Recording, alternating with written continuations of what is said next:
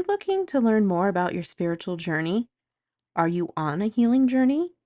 Have you tried conventional ways of healing but didn't get the results you desired? If so, this podcast is for you.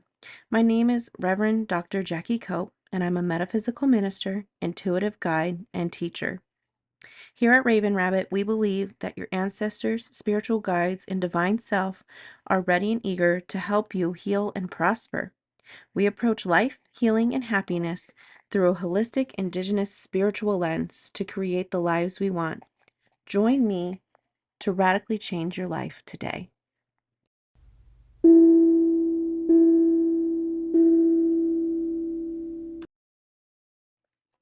Hello, Raven Rabbit Wellness Studio listeners. This is Dr. Jackie Cope, and I'm here for episode 42, The Cost of Not Healing. I'm so glad you're here today to listen to this because we cannot afford to not heal. And we're going to talk about some of the costs associated with not healing. Have you ever felt like you're repeating the same patterns over and over? The same heartbreak and the same struggles and the same feelings? Let's talk about why that happens and how we can break free from it. The whole point of today is to discuss some trauma patterns that might come through and the cost of ignoring them. So, as I've said before, I do a lot of intuitive speaking on this podcast. I don't plan everything out to a T. I get a general idea and I just let it flow. So I'm calling in my guardian angels, masters, healed ancestors, spiritual team, galactic team, all of the teams in my personal success squad, and I am ready to deliver this message about the cost of not healing. So, thank you for coming here today and being with me. I appreciate each and every single one of my listeners, and I am so grateful that you are here today. So, have you ever felt like you're repeating some of the same patterns over and over? You see these things happening in your life again and again, and the conversation comes back and you ruminate. You see that, oh my goodness, this is happening again. Why does this always happen to me? I thought I dealt with this, or I just wish it would stop coming up. You might feel this over areas of feeling inadequate. You might have the same patterns in your love life. You might see the same patterns playing out with your parents or caretakers, whoever raised you, and you see it happening over and over. And you might see it even in your friendships, the same little tiffs that come up, the same fights. And you need to know why these patterns keep happening. And I think the reason that patterns keep happening come down to one of the 12 spiritual laws. And that's the spiritual law of correspondence. So, the spiritual law of correspondence is as above, so below, as within, so without. And when we start seeing patterns develop around us, it's because it's something that's happening within us. What happens within us is going to happen outside of us. So, our internal dialogue, our navigation, our thoughts, everything that's inside of us really does truly matter. And it matters because what you say and think and know on the inside is going to be shown to you on the outside. And that's that spiritual law of correspondence. So, before I used to struggle with thoughts of self-hate. I used to talk very negatively to myself. I used to say things like that I'm stupid, I'm dumb, why do I even bother? Why even try? And I would get more and more experiences on the outside to affirm that belief of being inadequate with my intelligence. And it would come from schoolwork being too hard, struggling to read, reading something and then not understanding what I read. I would just have things happen over and over again, failing tests. Um, Many things happened to me throughout when I had held on to this belief that I was not smart enough. And the universe would then reflect that back to me. So the universe is going to be a mirror to you. It's going to reflect back to you what you're having on the inside. So when you start shifting your thoughts, you can start shifting your reality. And that's why you hear that, oh, your thoughts matter. Change your thoughts, change the world. It's because it's true and it comes down to this law of correspondence. Christians typically look at this as above, so below. We start thinking more of like the divine heaven. We want to see heaven reflected here on earth. We start doing good deeds and we'll see those heavenly things play out. That's just one aspect of looking at it. In the spirituality sense, it's as within, so without, because we believe, heaven and God and all of that is within us. And when we see it within us, we'll see it around us. We'll start seeing things like miracles, coincidences, um, divine alignment. You'll see things just working out so perfectly because you have this internal dialogue that supports it.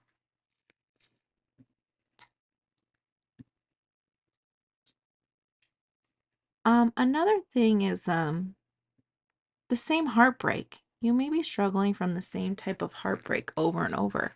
Whether we don't have to think romantically only, there can be the same romantic heartbreak, loss, heartbreak, grieving, um, no love for ourselves, that heartbreak of constantly letting ourselves down. You might see some of those patterns playing out. And when we don't address the heartbreak and what's happening, we're going to just keep attracting the same thing. So it's easy to talk about romantic love in this. So you have one poor relationship, you see these patterns play out, whatever it might be. The communication's bad. Um, the physical aspect of it wasn't what you wanted it to be. Time quality wasn't spent well. You have some kind of aspect in the heartbreak that like isn't working out for you. Then when you enter into the next relationship, you see this playing out again. You see, like, oh my gosh, communication's always a problem. Why is it always a problem? Someone suffering from self-hate might go as far as to say, like, obviously communication's always a problem because I'm the common factor in all of these things and I'm terrible at communicating and I will always have poor relationships because I'm a terrible communicator. And that's when we get start into the ruminating thoughts and into the deep self-hate. And not everybody thinks like that. That's not how everything always goes. That some people can self-criticize without getting deep like that into a negative aspect where it's that you're broken and it must be your fault because that's not the case. What needs to happen is we have to change within to start seeing new patterns. You have to do something different to get something different in return. We've heard that before. You can't like a crazy the definition of a crazy person or something is they always do the same thing expecting a different result, and that's like the definition of crazy. Um, that's not the definition of crazy, but you know what I'm saying. I can't quite get there with my thing, but that saying of you can't keep doing the same things expecting a different result. So what has to change? Well, when it comes to the heartbreak, we have to start changing whatever's going on that leads to the heartbreak, whether it's the communication, the grief, the loss, the sadness, whatever's leading to that heartbreak, we have to address that and name it and understand what it is before we can move on from it.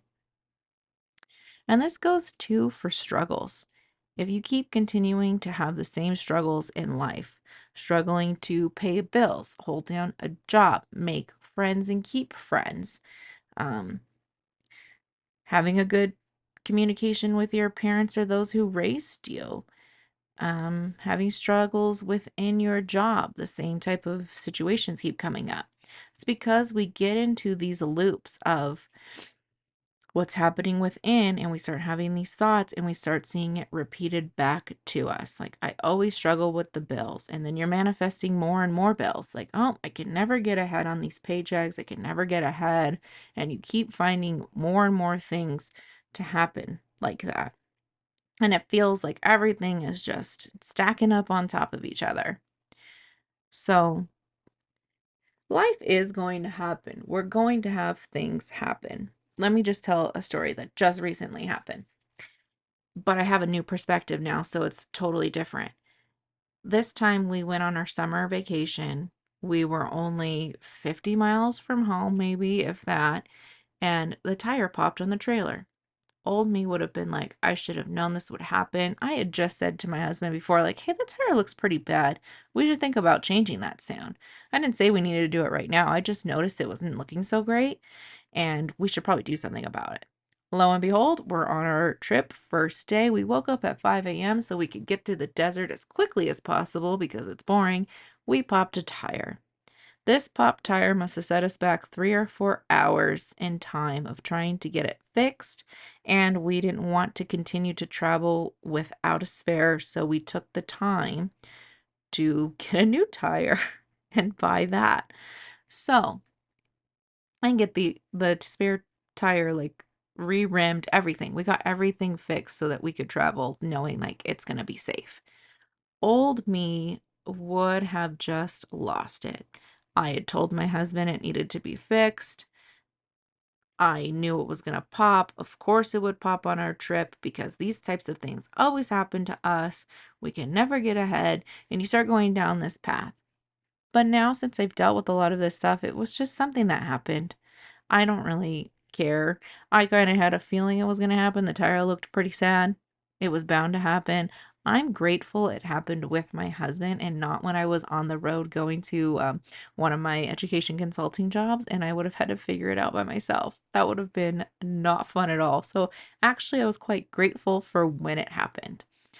So that was happening as we went out on the trip. And part of me thought, man, I used to think like this is it. This is the beginning. It's going to keep happening. We're going to have thing after thing after thing. And then nothing happened because I don't have those thoughts anymore. But on our way home last day of the trip, I don't know what it's called. It's like the jack on the trailer where you lift it up and you get it off of the tow hitch. That broke. It broke, and it was bad.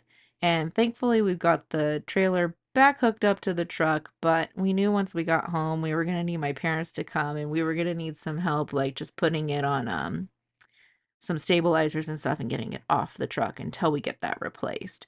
But that set us back again. We woke up early to go home because we were like, okay, we're tired. Let's wake up. We woke up at 5:30. We're gonna hit the road at 6:30. This set us back about 45 minutes to an hour trying to get this fixed. And we were so tired at the end of our trip. But it's okay.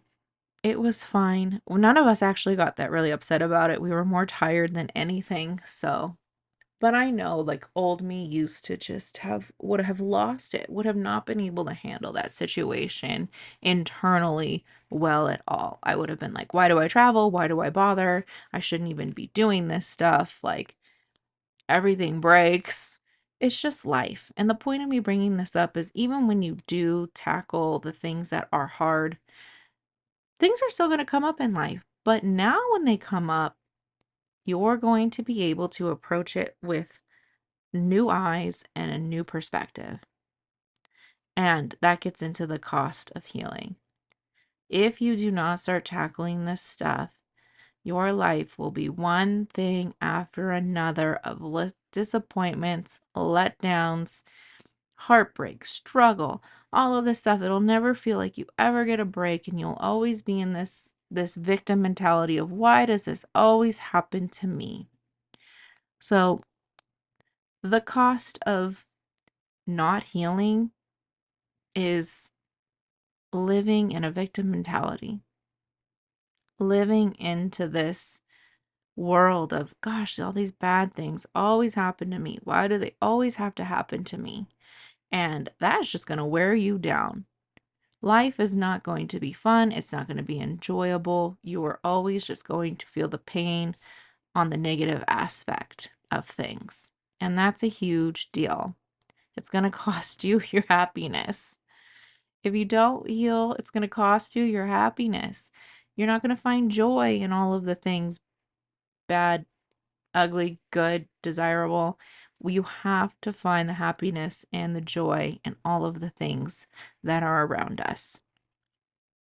Um, like I said, I found the happiness in that tire popping because I was so grateful that it happened with my husband and not on my own. I was like, I'd rather it happen here than anywhere else. And that brings me happiness because now I know it's fixed and I will be safe on our next trip. So the cost of healing is your sanity, of like that victim mentality, your happiness. It will also cost you peace and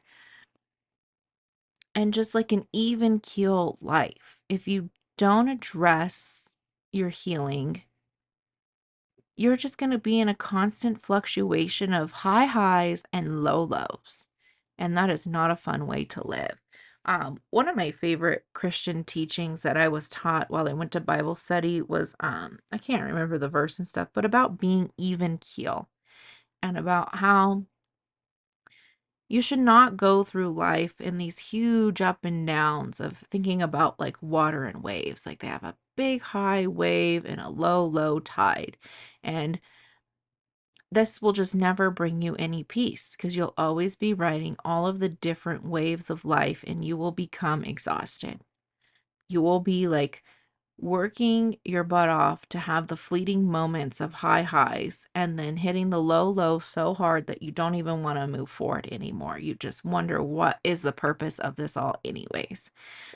And the goal should be to be even keel.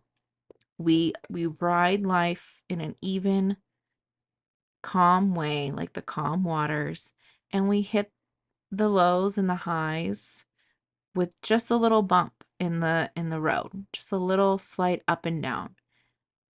And the main goal is to stay even keel throughout it all. And I think that really comes into, oh, what's coming to me now coming is talk about um being able to hold things. You're not going to be able to hold wealth and abundance and love if you're constantly on this up and down of the high tides and the low tides, like the high highs and the low lows. You're just going to be surviving. You're going to meet your basic needs and you're always going to be in survival mode there. But if you can stay even keel, the universe will know that you can hold abundance, wealth, happiness. It's going to give you more and more like, oh, they hold this with such grace and they hold this so well. They're ready. They're ready for more. And that's where we want to be. So the cost of living, I was saying, is your peace. Now it's kind of like the cost of not healing is also all of that abundance and joy and wealth, and it's just waiting there to come to you. But if you're riding up and down on the high highs and low lows and you're the victim, you're never going to get access to all of the abundance that is out there. And that goes into the spiritual law of abundance. And let me pull up my notes on that really quick. When we think about the spiritual law of abundance, we know we want to be in that frequency. But we can't be in the frequency of abundance if we are going all over the place. If we're on the high highs and low lows and letting everything just rock our world. Oh, it can also be called the law of compensation, which is also the law of abundance. And so you reap what you sow. You're going to be compensated in life and you're going to see abundance. Okay? And if your compensation might not always be what you want it to be, though. If you're on the low lows, you're just going to be compensated very minimally. Just going to get by. You might even get more of that because of within, so without. And when we start getting into that even keel life, you're going to start getting compensated with what you can hold energetically. And if you can hold more wealth, more happiness, more peace, more bliss, more spiritual experiences, you're going to receive more of those things because your inside is ready for it. And so the universe is going to mirror that back to you. All right. So if you're tired of carrying all that weight and repeating those cycles, I hope you really start thinking about what you need to do in order to overcome those things. And there's so much abundance waiting for you on the other side of that. All you have to do is be willing to tackle it, name it, and start getting ahead of it, because you are paying a cost for avoiding the healing that you need to do. Thank you for joining me on this podcast. It's so great to talk to you and be with you in your energy. And I love you, and I'll talk to you again soon. Hey, beautiful soul. Pause what you're doing and lean in for a second. I want to personally invite you into something I've never created before. It's called, Oh, I Don't Hate Myself. I was just never taught to love me. A 12-week transformation experience for anyone who's ever felt unworthy, unseen, or stuck in cycles of self-sabotage. This isn't surface level mindset work. This is ancestral healing, energetic realignment, deep remembering. Working with me inside this container isn't like coaching. It's like coming home to yourself with a guide who sees all of you, your spirit, your story, your sacredness. And here's the thing. You don't have to do this alone anymore. You don't have to keep carrying what was never yours to begin with. If you're feeling that pull, that whisper that says, this is for me, then it is. Doors are officially opening July 28th. Head over to the link in my bio or DM me. I want to love myself, and I'll send you everything you need to get started. Let's rewrite the way you love yourself for good.